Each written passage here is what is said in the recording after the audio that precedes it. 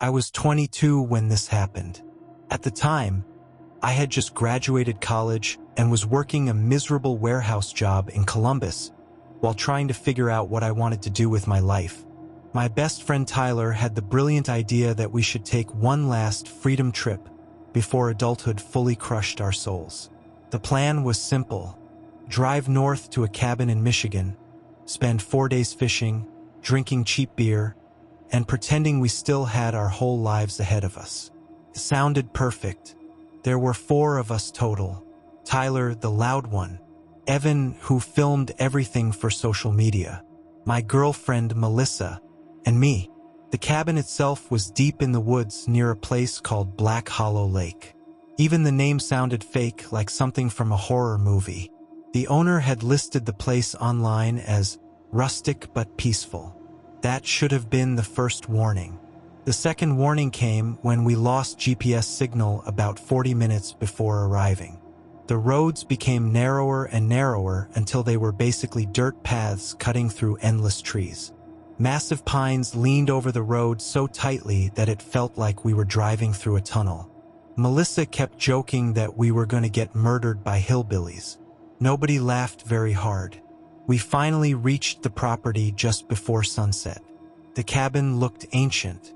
It sat beside the lake with a crooked wooden dock stretching into dark water.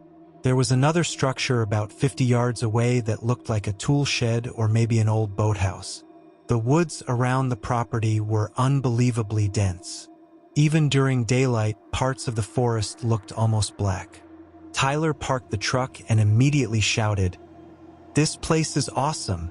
Meanwhile, Melissa whispered to me, "This place feels wrong." Couldn't explain it, but I agreed. The owner wasn't there when we arrived.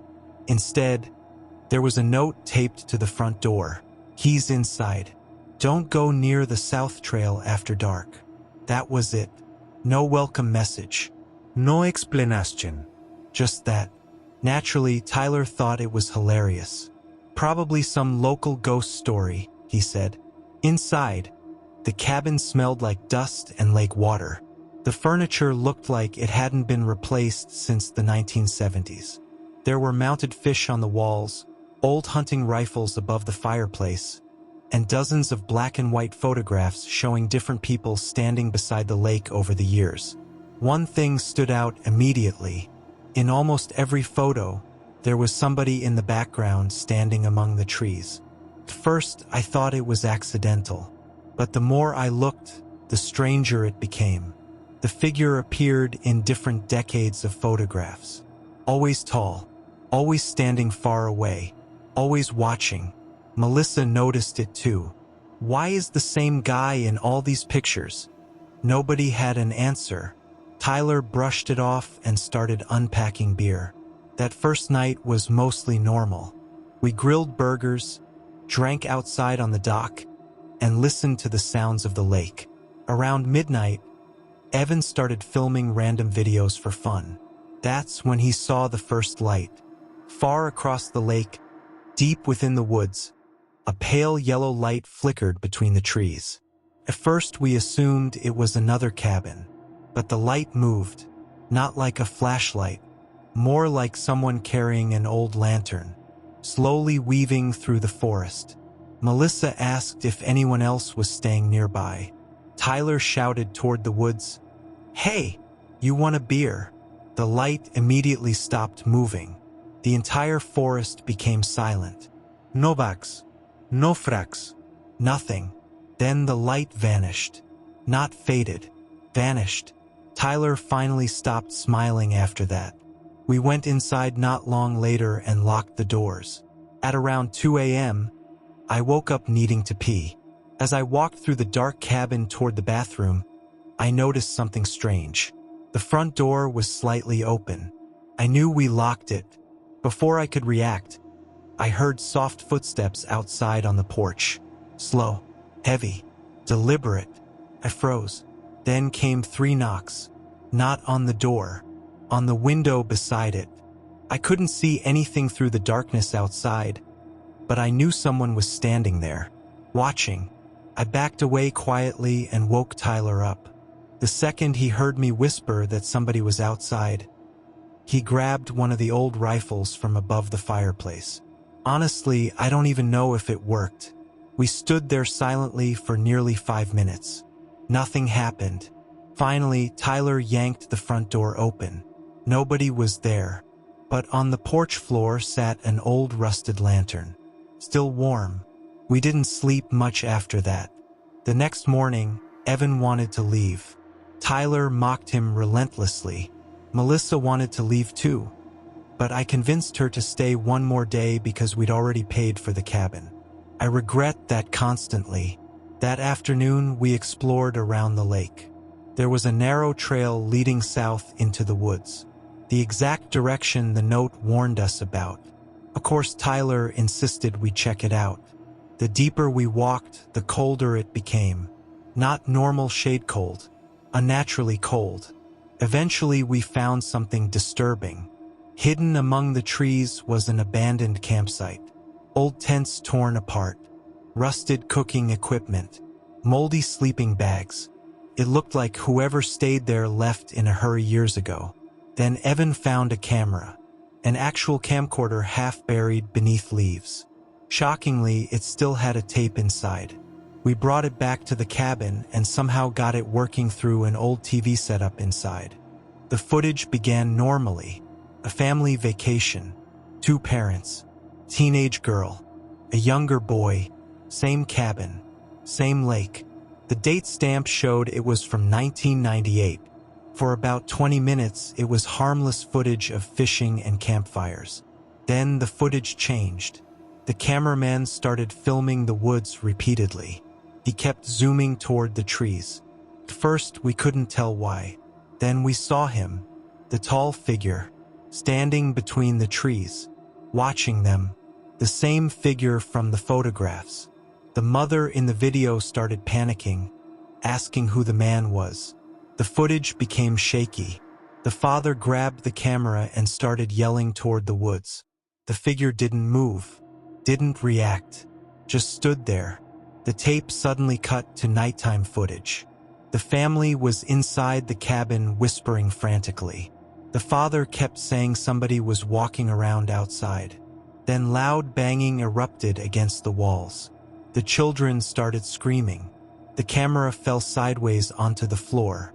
For one brief second, the lens pointed toward a window, and we saw a face outside. Bald, pale, smiling. Then the footage ended.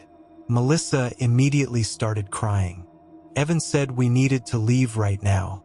Tyler finally agreed. But when we went outside, one of the truck tires had been slashed. Not punctured, slashed. That's when panic truly set in. Cell service still didn't work. We debated hiking back toward the main road, but sunset was only an hour away. Tyler thought we should stay until morning. Huge mistake. That night became the worst night of my life. Around 11 p.m., footsteps began circling the cabin. Not one person, multiple, crunching leaves, slow walking, occasionally stopping beneath windows. Then came the knocking, random parts of the cabin, walls, windows, roof. Melissa was hysterical. Evan kept filming everything while shaking uncontrollably. At one point, Tyler shouted, "Whoever you are, leave us alone." Every sound stopped instantly. For maybe 30 seconds, there was total silence. Then something slammed violently against the front door. The entire cabin shook. Melissa screamed. Another impact hit the sidewall. Then another. It sounded like several people throwing themselves against the cabin from outside. The lights suddenly went out. Pitch black. We heard glass shatter somewhere in the kitchen. Tyler fired the rifle blindly toward the noise. The gunshot deafened all of us. Then came running footsteps inside the cabin. Not outside. Inside. We bolted toward the upstairs loft while hearing movement below us. Heavy breathing. Wet footsteps. Something was moving through the dark cabin.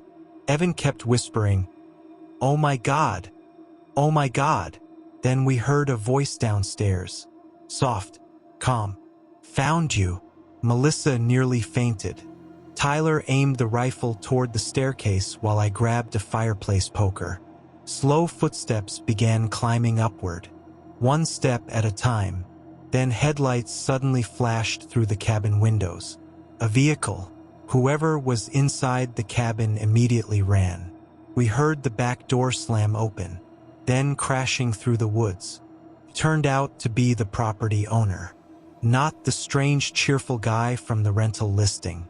An older woman. She told us she received one of Evan's failed text messages hours earlier when it briefly sent from weak signal. When she arrived, she saw someone standing inside the cabin window. The police came nearly 40 minutes later. They searched the woods all night. They found footprints, several sets. They also found an underground bunker hidden near the South Trail. Inside were dozens of photographs. Photos of tourists staying at the lake over the years, including us, taken during the last 2 days. While we slept, the police never officially identified who had been living there.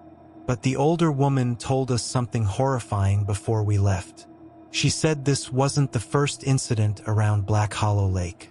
Not even close. According to her, people had been disappearing around those woods since the 1980s. And every few years, somebody would report seeing the Watcher, standing silently among the trees, watching cabins from a distance. The part that still destroys me is this. About 6 months later, Evan finally uploaded the footage from that night. Near the end of the video, right before the lights went out, there's a frame where the camera accidentally catches the upstairs window reflection. Standing directly behind me was the tall, bald man, inside the cabin before we even heard the footsteps. This happened during a road trip through Nevada 2 summers ago. I was traveling with my cousin Rachel and her boyfriend Dean. The goal was to drive from Phoenix to Las Vegas while stopping at random roadside attractions along the way. Everything was great for the first couple days. Then we made the mistake of stopping at the Desert Moon Motel. It was around 1:30 in the morning when we finally gave up trying to find a decent hotel. Every place near the highway was either fully booked or outrageously expensive. Dean spotted the motel sign first. Vacancy. The place looked ancient. One long 2-story building sitting alone in the desert beside an empty gas station. Half the neon lights were burnt out. Rachel immediately hated it. Dean insisted we only needed it for a few hours. The man at the front desk looked about 80 years old. He barely spoke. He just stared at us with cloudy eyes while slowly typing our information into a computer that looked older than I was. When he handed us the key, he paused. "Don't open the bathroom door if you hear knocking." We laughed because we assumed he was joking. He didn't laugh back. Room 214 smelled like cigarettes and mildew. The wallpaper peeled off the walls. The TV only showed static. But we were exhausted. Rachel took the bed near the window with Dean, and I took the smaller bed closer to the bathroom.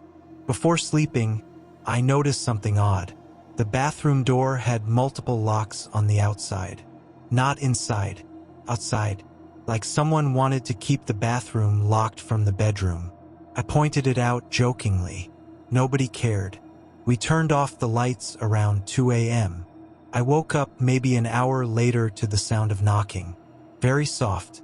3 taps. I assumed it was from another room until I realized the sound came from inside our bathroom. I sat up immediately. The knocking came again. 3 slow taps. Dean woke up too. "What is that?" Nobody answered. Then we remembered what the old man said. Rachel whispered, "Do not open that door." We all sat there staring at the bathroom. Another 3 knocks, this time louder. Then a woman's voice, soft crying, "Please help me." Every hair on my body stood up. Dean started getting out of bed. Rachel grabbed him instantly. "Don't." The crying continued. Then came scratching. long fingernails dragging slowly across the other side of the bathroom door. Dean whispered that somebody must be trapped inside. But that made no sense. We had used the bathroom before bed. Nobody was in there. The crying suddenly stopped. Then silence. Complete silence. I thought it was over. Then the bathroom doorknob slowly turned. Once, twice, back and forth. But the door remained locked. Rachel started hyperventilating. Dean grabbed a lamp like he was preparing to fight somebody. Then came a different voice. A man, deep, raspy. Open the door. Not yelling. Barely above a whisper. The lights in the room flickered. The TV suddenly turned on by itself. Static blasted through the room.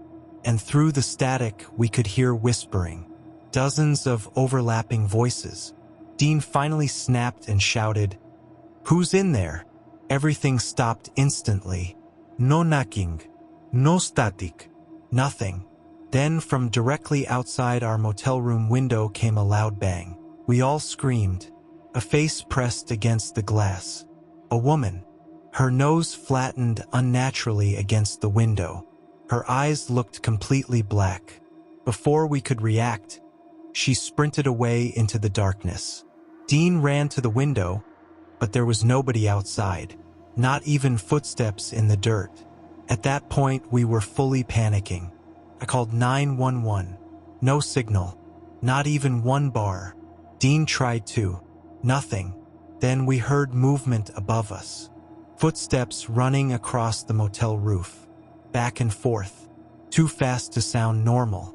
The footsteps suddenly stopped directly above our room. Then came dragging sounds, like something heavy being pulled. Rachel started crying uncontrollably. I honestly thought we were going to die in that room. A few minutes later, somebody knocked on our motel door. 3 slow knocks. We froze. Then came the old man's voice from the office. "Leave now." That was enough for us. We grabbed our bags and bolted outside. The parking lot was empty except for our car and the old man standing near the office holding a shotgun. He kept staring toward the second-floor balcony above room 214. We asked him what was happening. He ignored the question and shouted, "Get in your car and drive." Then we heard it. Laughter. Coming from the roof directly above our room. Not normal laughter. Dozens of voices laughing together. The old man fired one shot toward the roof. The laughter stopped immediately. We jumped into the car and sped away. As we left, I looked back one final time. Standing outside room 214 on the second-floor balcony was the woman from the window, completely still, watching us leave. The next morning we stopped at a diner several towns away. Our nerves were destroyed. Dean kept insisting it had to be some elaborate prank. Rachel didn't speak for almost an hour. Finally, curiosity got the better of me. I searched the motel online. I found almost nothing. No website, barely any reviews. But buried deep in an old forum post, somebody mentioned the Desert Moon Motel. According to the post, room 214 had been connected to multiple disappearances going back decades. Travelers vanishing overnight.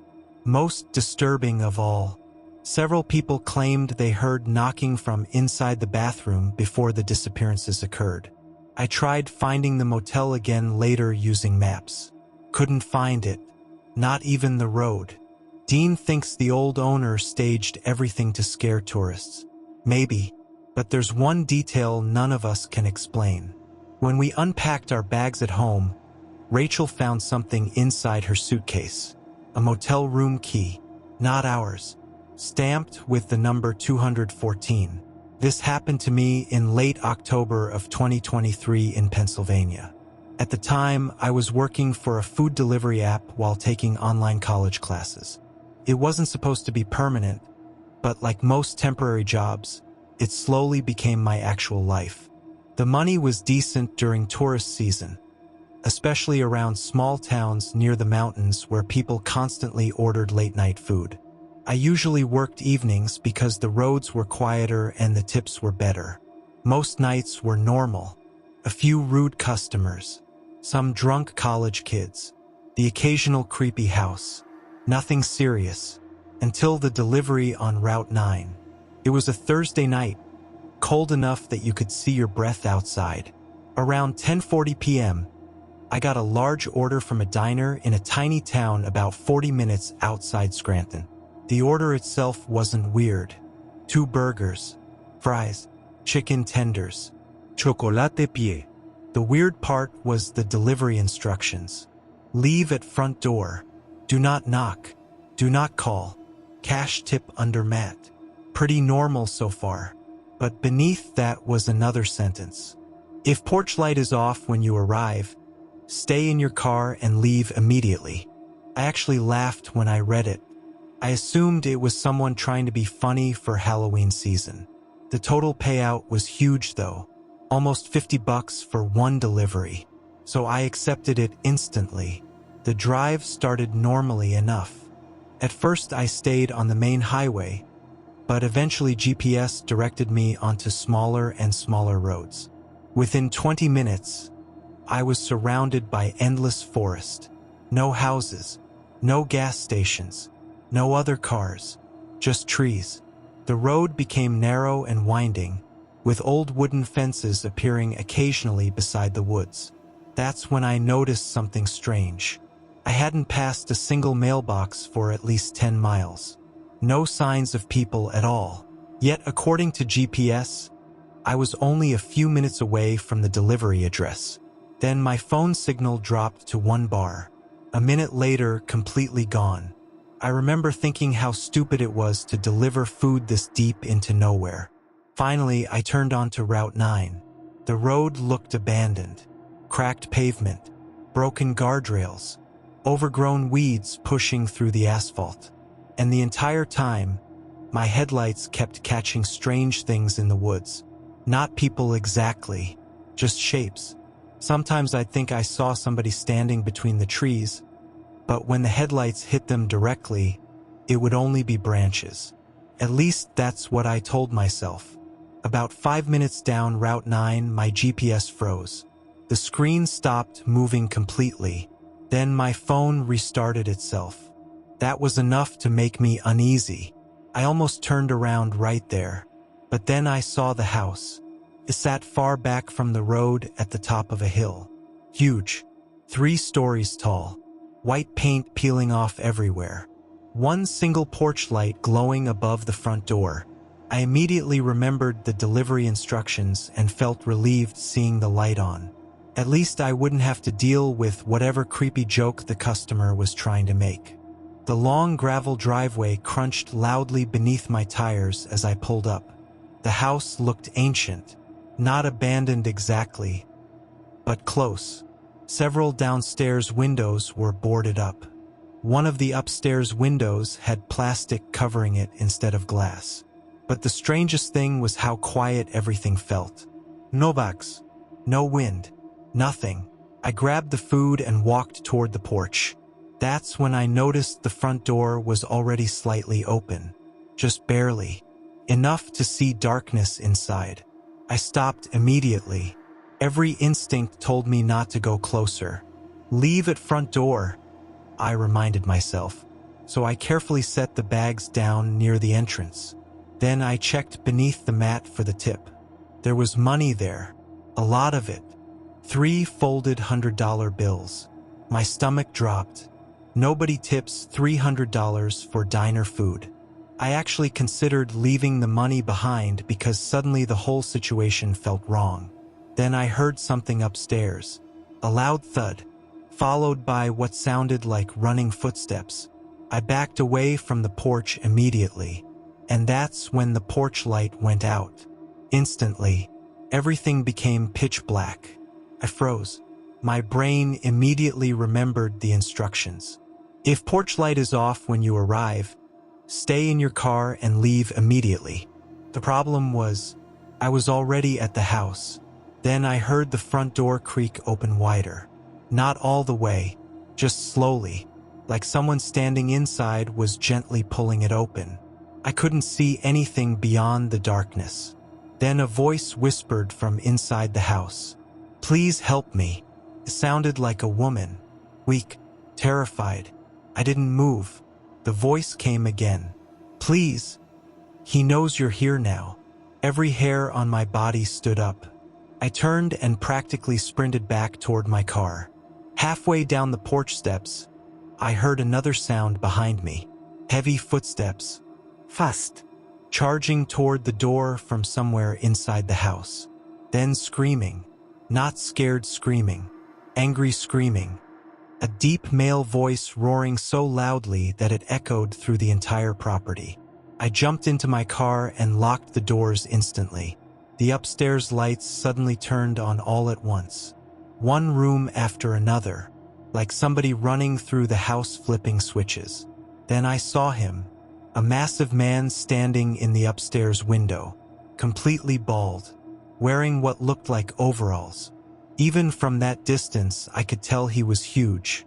He stared directly at my car, then pointed toward me and smiled.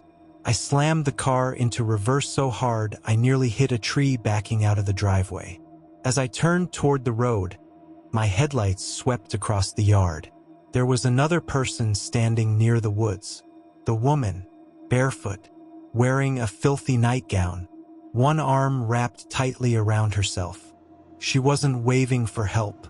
She wasn't moving at all, just staring at my car. Then my headlights moved past her and disappeared into darkness. I sped down Route 9 as fast as I could without crashing. About a mile down the road, my phone suddenly regained signal all at once. The delivery app notified me, "Order completed." Then I got another notification, "Customer added extra tip." I nearly threw my phone. A new payment appeared, another $500 tip. No message attached. I called the police immediately. I explained everything.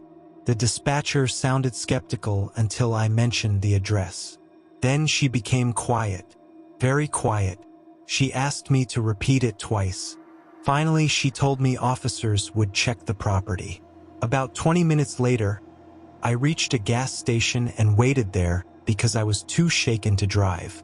An officer eventually called me back. What he said made my blood run cold. The house I delivered to had supposedly been abandoned for nearly 8 years. The owner died there in 2015. No surviving family.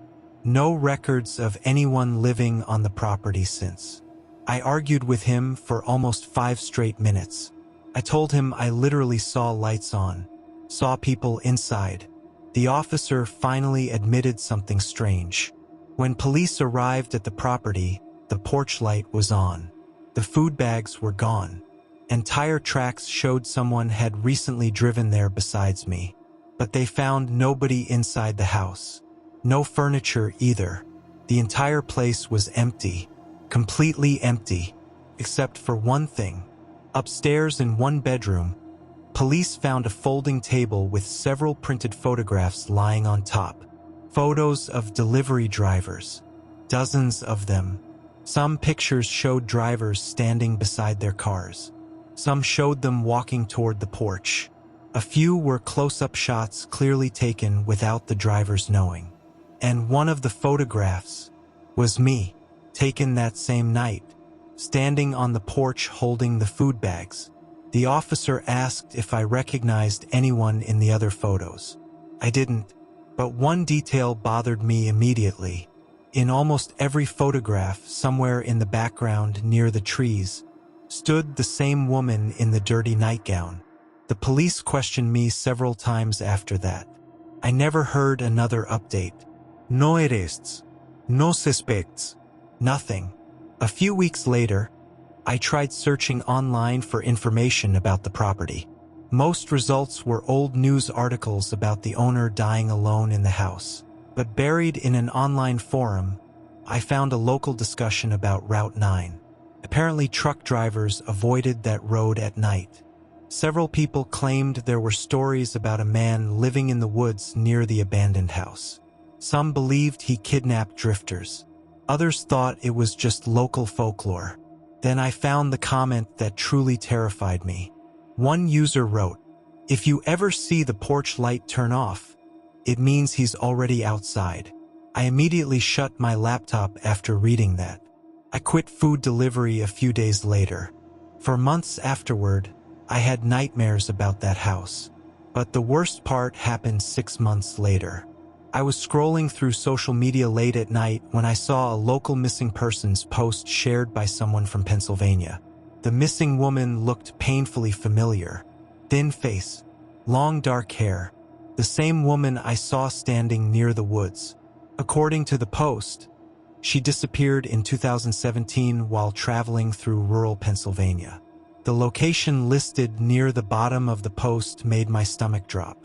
Last seen near Route 9.